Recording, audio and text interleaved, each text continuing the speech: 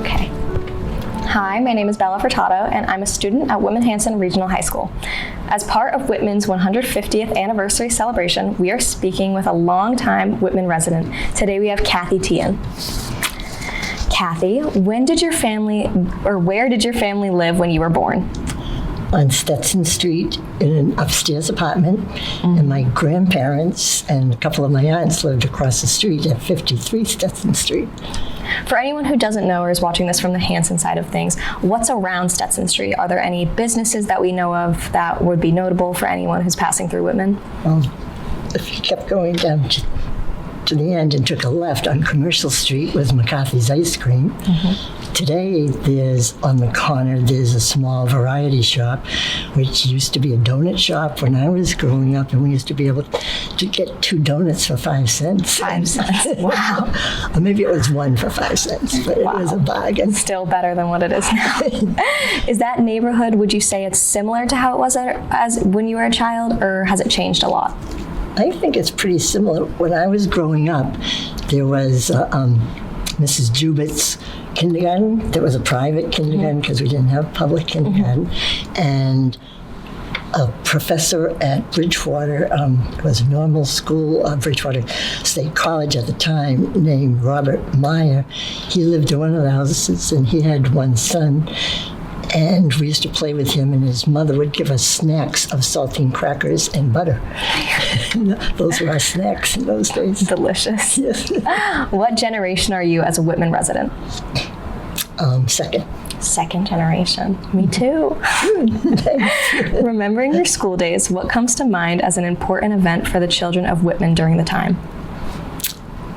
Let's see. Well, it was when President Kennedy came here for a visit and was at the town hall. Also, the changes when I went to the Regal Park School, we walked to school, walked home for lunch, and then went back to school afterwards. Yeah, because I lived right around the corner from Regal Street was Hobart Square and Brigham Street, and I lived down there. And my best friend, Christine Conway at the time, whose father owned Conway Junk Metal, and before that was a mailman, we became best friends, and we're still friends today. And I actually texted with her this morning. Amazing. Just to clarify, you said you went to the school on Regal Street. That is now Duval School. Right, amazing. Yeah. What do you do in your free time? Well, first of all, it's very well named because the Duvals were a wonderful store. They still are, pharmacy, and when people were in financial hard times and needed prescriptions, they still got them from Duval's. Yes. It was wonderful, and they still are wonderful. So, and what did we do for fun? What do you do in your free time? Now? Yeah, or what did you used to do in your free time? Any sort of thing. Okay.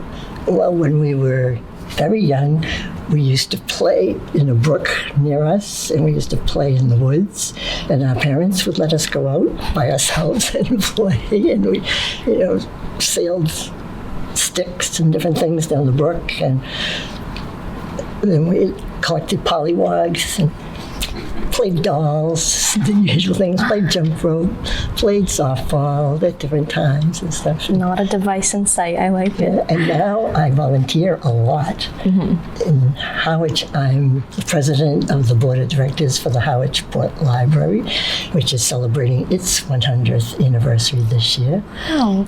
And I volunteer for Soup Kitchen in Hyannis, and very busy doing quite lots the of hike, different things. Yeah, so there's a lot to do after retirement. And then what modern items do you remember being introduced during your life? A lot of them. Yep. Well, computers were huge, and how they have evolved from gigantic rooms full of the computer. I remember being here in my math class with June Millett, who was a great math teacher, and she ended up living on Harvard Street near where my husband and children and I lived, and she made sandwiches every Sunday night that were brought to Brockton to Mainspring House, different places for the people in need. So we became friends, not just teacher-student, but in her room she introduced us to this new thing called computers. Wow. And even the small calculators. I mean, that was a big deal. Most times, we had to do research. What's the best calculator? And now we have a sharp one that has lasted forever, which things don't last as well as they used to because the quality is not there because it's all about making money. True. And serving people, unfortunately, by digging. Unfortunately. What Whitman historical event, person, or personal experience is your favorite since living in Whitman?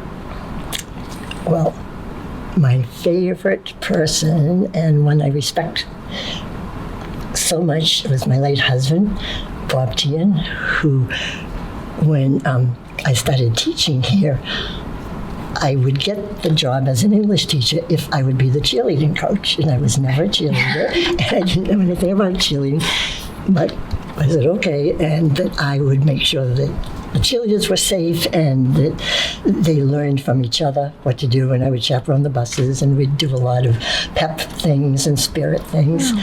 And, well, Bob Teahan, Mr. Teahan at the time, to me, was the athletic director and the football coach. And so we would sit and eat lunch together a lot. And at the time, we were both engaged to different people. And it was meant to be. And he was just such an incredible person. He had fought in World War II. He was in the foxholes at the Battle of the Bulge.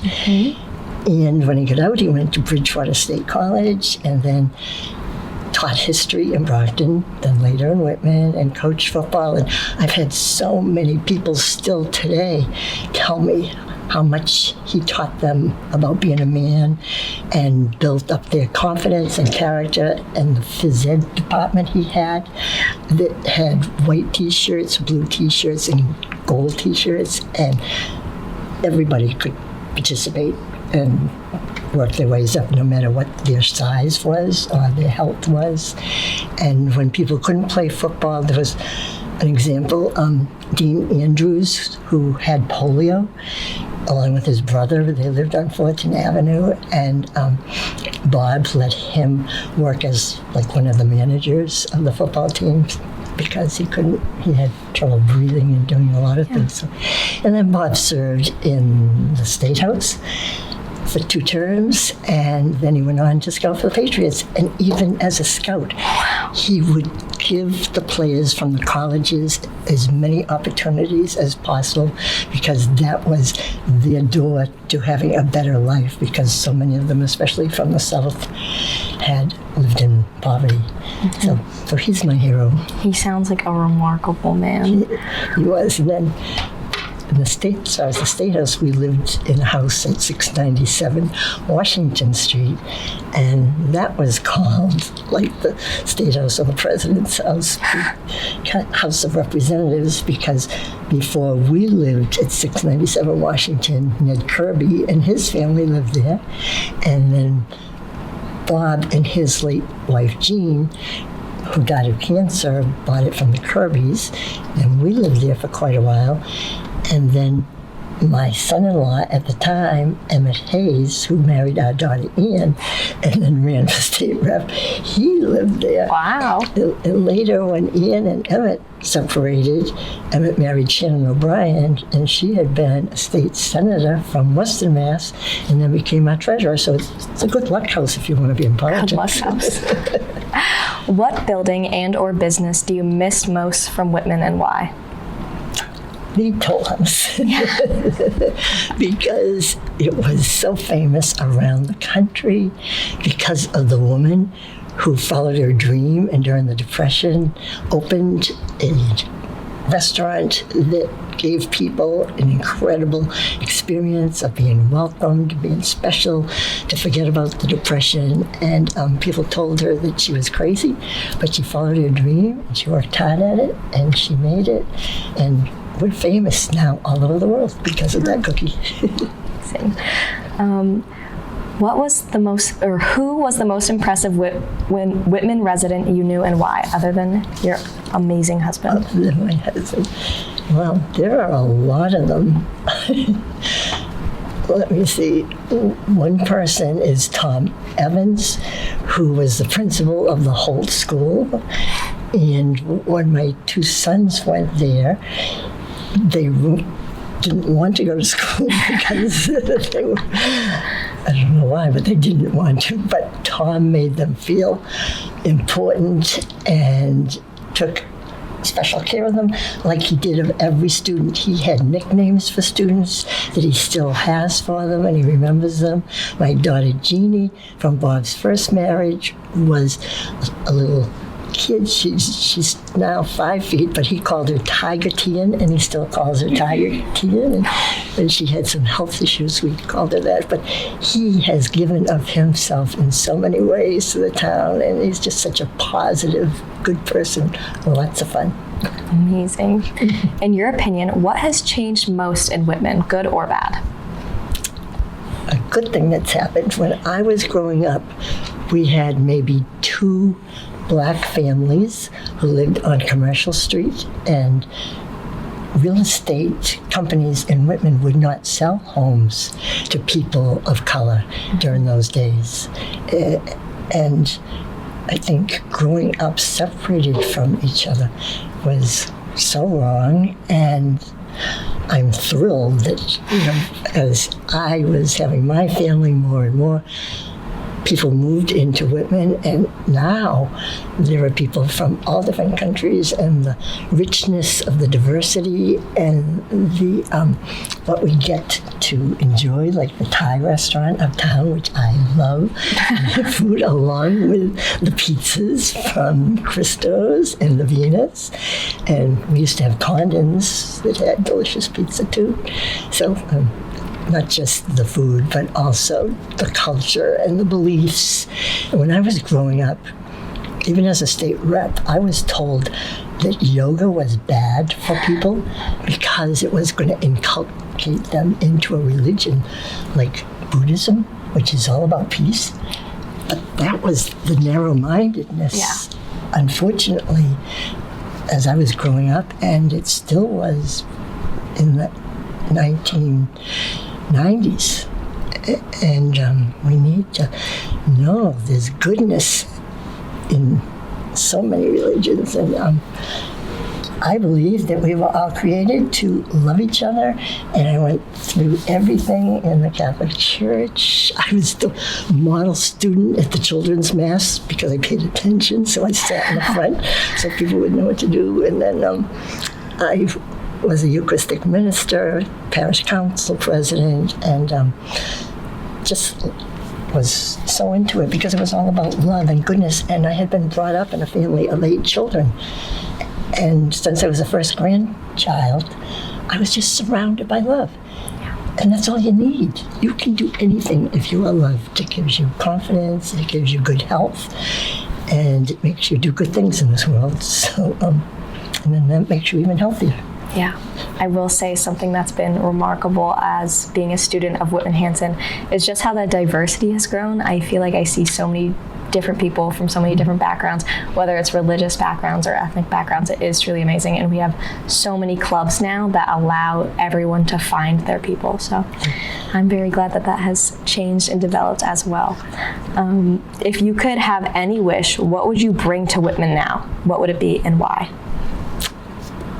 Well, first of all, I would just like to thank you and the Historic Society and all the other students who are doing this because of the importance of historic preservation. Huge to know what came before us so we don't make the same mistakes. And also, I wrote 2 books, and to get research, I got things from the Whitman Historic Society. I got things from the library at Illinois University about Ernie Pyle, who wrote about the State House in his syndicated papers. I got information from Stonehill, from the the institute over at Stonehill that has all of Stanley Bowman's photographs and articles. Okay, but then back, what is my thing that I'm happy with? What do you wish you could bring to Whitman now? What could I bring to Whitman? I love being with people, and I would love to be here volunteering. The reason why I moved to the Cape was because my husband died in 1997, the year I was sworn in as a rep, after he worked so hard to get me in there. And so when I retired, I couldn't afford both homes, so I moved to the Cape so that my family could go to the Cape summers, because that was Bob's dream, and he was happy to be there. So I would like to be back here working on things. I'm very proud of the town of Whitman, and I hear wonderful things about the libraries, the schools, and just to be more available. So it wasn't such a long ride, but Yeah. Can you tell us more about your time in the House of Representatives? sure, there's a lot to tell. Well, 2 of the things I'm most proud of, which were huge, one was a vote against the death penalty, which was at midnight, and it ended up in a tie, and it could have gone either way. And because I don't think that the death penalty is a deterrent, I know it's not, because the research shows it's not, and because violence begets more violence, and it creates more enemies, the same way our wars create more enemies and more enemies. And it's giving food to the starving, and those kinds of things make us work together, love each other, and makes us friends. So that was the first one. The second one was the gay marriage vote, and that was in 2004, when Mitt Romney had introduced a bill that defined marriages only between a man and a woman. And growing up, teaching God's love for everybody, I believed and knew that we all came from the same God, we're all people, and love is love, and that we shouldn't be having secondhand citizens in any way. So I voted against Governor Romney's bill, and that. So that some other things that I was involved with were creating the children's health. It's not children's catastrophic illness plan, which provides money beyond what insurance or the state does for children with serious disabilities, and it's for things like wheelchairs that will help them stand up, or time in programs that they can enjoy. Because, well, first of all, we've come a long way in how people with disabilities can be out enjoying life the same way the rest of us, going to the beach, going to museums, going to sports. And so this fund was after a young man from Rockland who wouldn't get an experimental cancer treatment. And he ended up, unfortunately, dying, even though he got the treatment thanks to wonderful donations from people. But we created the fund, and just hearing from the parents the difference that made in people's lives.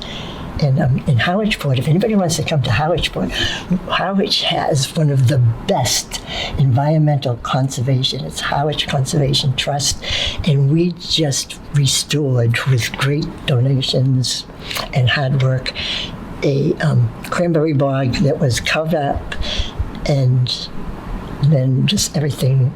Well, it was first 4 ponds, then it became a cranberry bog in the cranberry industry, and the water sources were changed, and the native plants, the animals, and we just restored it to its original state, plus put in trails for people with disabilities to be able to walk through those beautiful places.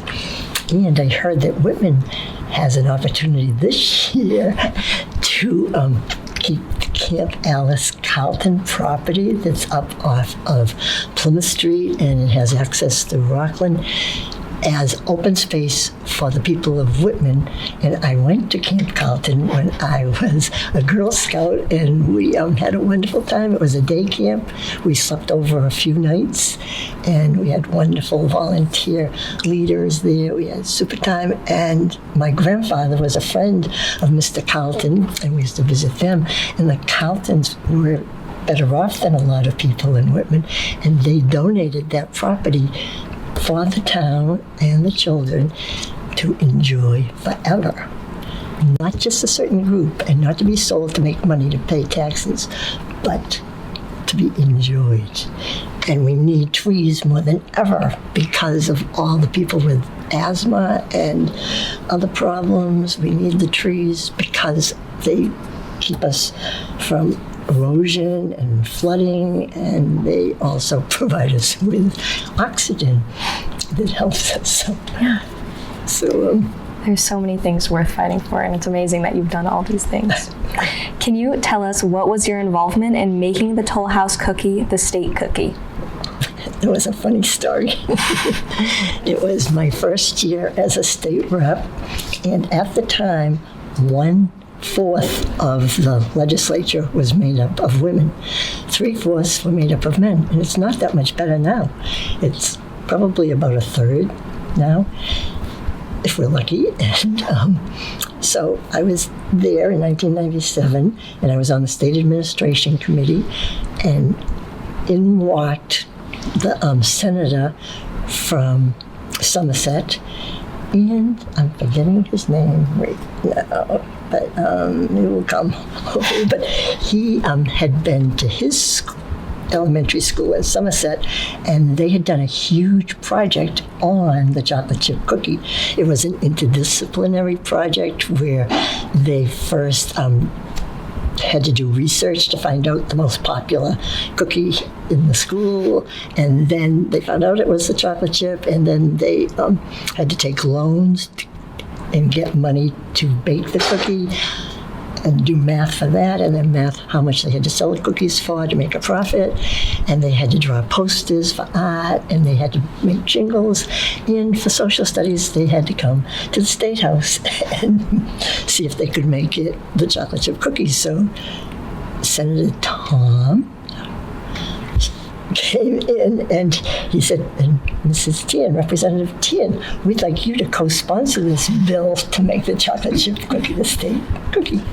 Well, that was exciting, except to have that be one of the first bills I sponsored as a woman was to make a cookie the state cookie, where I was sponsoring bills to make hydrogamma something, an illicit, dangerous drug, because it's the drug that's put into people's drinks, and then they don't know what they're doing.